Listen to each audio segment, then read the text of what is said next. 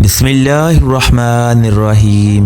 السلام علیکم معزز خواتین و حضرات، آج آپ کی خدمت میں پیش کرنے جا رہے ہیں ایک ایسا واقعہ کہ ایک اونٹ نے نبی کریم صلی اللہ علیہ وآلہ وسلم کے کان مبارک میں ایسا کیا کہا کہ آپ صلی اللہ علیہ وسلم رونے لگے۔ یہ ایک بہت ہی دلچسپ واقعہ ہے، تو ویڈیو کو آخر تک دیکھیے گا جس سے آپ کے ایمان میں اضافہ ہوگا۔ تو چلتے ہیں واقعے کی طرف۔ حضرت تمیم داری بیان کرتے ہیں، ہم حضور نبی کریم صلی اللہ علیہ وآلہ وسلم کی بارگاہ اقدس میں حاضر تھے۔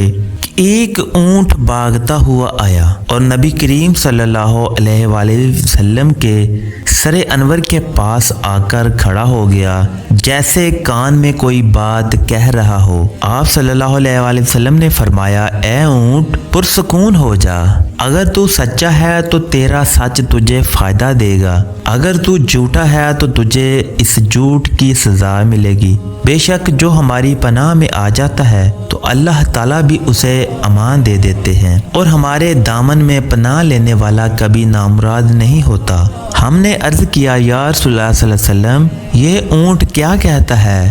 آپ صلی اللہ علیہ وآلہ وسلم نے فرمایا، اس اونٹ کے مالکوں نے اسے ذبح کر کے اس کا گوشت کھا لینے کا ارادہ کر لیا تھا۔ یہ ان کے پاس سے بھاگ آیا ہے اور اس نے تمہارے نبی صلی اللہ علیہ وآلہ وسلم سے محبت مانگی ہے۔ باہم سب ابھی گفتگو میں مشغول تھے کہ اس اونٹ کے مالک بھاگتے ہوئے آئے۔ جب اونٹ نے انہیں آتے دیکھا تو وہ دربار حضور صلی اللہ علیہ وآلہ وسلم کے سر مبارک کے قریب ہو گیا اور آپ صلی اللہ علیہ وآلہ وسلم کے پیچھے چھپنے لگا۔ ان کے مالکوں نے عرض کیا، یا رسول اللہ صلی اللہ علیہ وسلم، ہمارا یہ اونٹ 3 دن سے ہمارے پاس سے بھاگا ہوا ہے، آج یہ ہمیں آپ کی خدمت میں ملا ہے۔ اس پر آپ صلی اللہ علیہ وآلہ وسلم نے فرمایا، یہ میرے سامنے شکایت کر رہا ہے، یہ کہتا ہے کہ یہ تمہارے پاس کئی سال تک پلا بڑا، جب موسم گرما آتا ہے تو تم گھاس اور چارے والے علاقوں کی طرف اس پر سوار ہو کر جاتے ہو، اور جب موسم سرما آتا ہے تو اسی پر سوار ہو کر گرم علاقوں کی طرف کوچ کرتے ہو، سفر کرتے ہو۔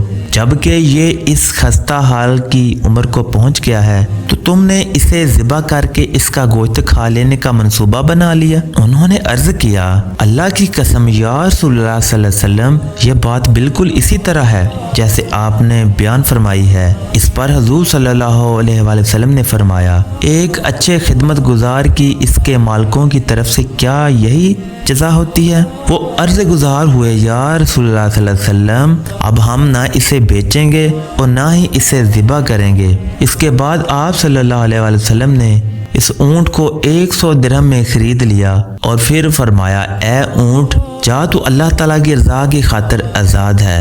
اس اونٹ نے حضور صلی اللہ علیہ وآلہ وسلم کے سر مبارک کے پاس اپنا منہ لے جا کر کوئی آواز نکالی تو آپ صلی اللہ علیہ وسلم نے فرمایا، آمین۔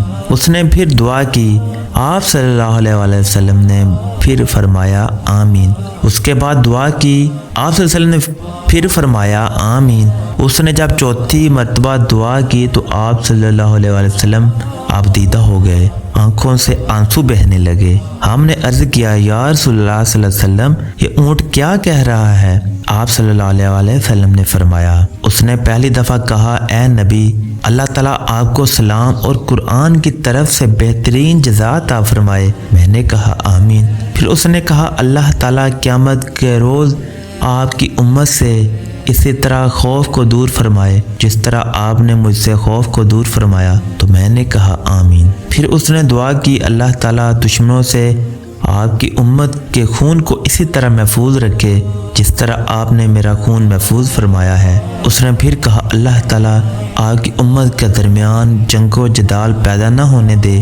یہ سن کر مجھے رونا آ گیا، کیونکہ یہی دعائیں میں نے اپنے اللہ تعالیٰ سے مانگی تھی، تو اللہ تعالیٰ نے پہلی 3 تو قبول فرما لی، لیکن آخری دعا سے منع فرما دیا۔ جب جبرائیل علیہ السلام نے مجھے اللہ تعالیٰ کی طرف سے خبر دی کہ میری امت آپس میں جنگ کر کے فنا ہوگی، جو کچھ ہونے والا ہے قلم اسے لکھ چکا ہے۔ نبی کریم صلی اللہ علیہ وآلہ وسلم کی یہ حدیث مبارکہ آج بالکل سچ ثابت ہو رہی ہے۔ آج کے دور پر نظر دوڑائیں، ہم دیکھتے ہیں کہ مسلمان کس طرح ایک دوسرے کے خون کے پیاسے ہو چکے ہیں، ایک دوسرے کو تکلیفیں دے رہے ہیں۔ تو ہمیں چاہیے ہم اللہ تعالیٰ کی رضی کو مضبوطی سے تھامے رکھیں، ایک امت بن کر رہیں، آپس کی نفرتوں کو ختم کر دیں۔ تو معزز خواتین و حضرات، یہ تھا ایک اونٹ کا واقعہ کہ کس طرح اونٹ نے آپ صلی اللہ علیہ وسلم سے بات فرمائی اور آپ صلی اللہ علیہ وسلم کو کیا کیا دعائیں دی۔ تو اس طرح کے مزید واقعات کے لیے